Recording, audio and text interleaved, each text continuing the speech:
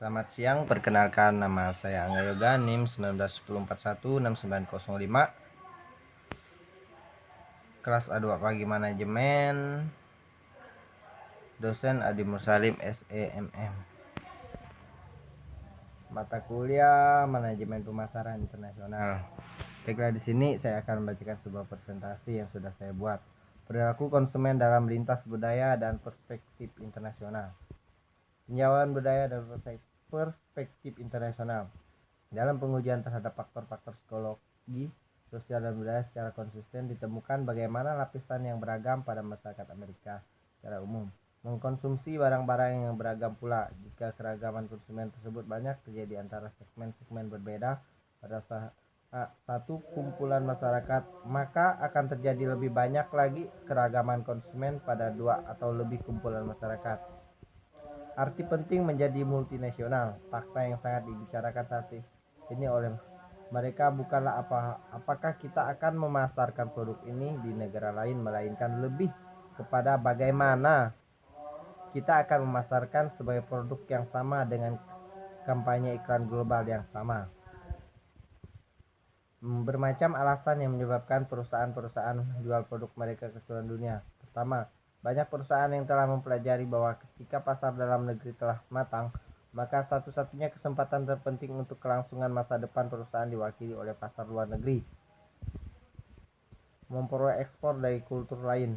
Dengan banyaknya kontak yang dilakukan konsumen dengan barang-barang dan gaya hidup dari orang-orang yang tinggal di bagian dunia yang lain, mereka mempunyai kesempatan untuk mengadopsi cara dan produk mereka.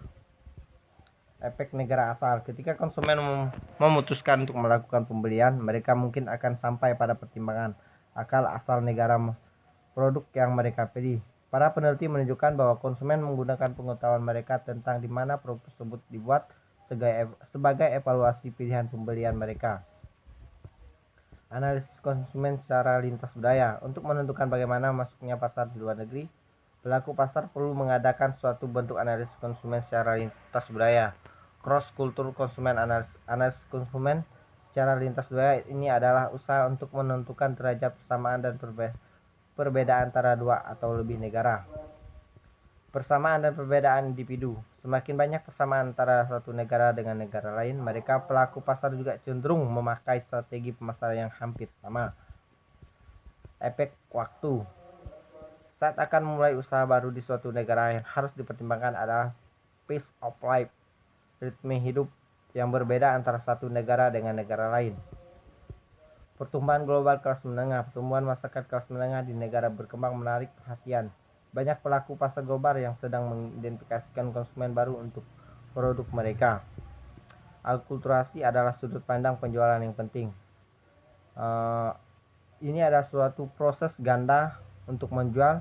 Pertama, penjual harus mengenalkan dengan sesama diri mereka nilai atau values, kepercayaan, dan adat istiadat dari masyarakat yang baru untuk posisi dan pasar yang tepat bagi produk mereka.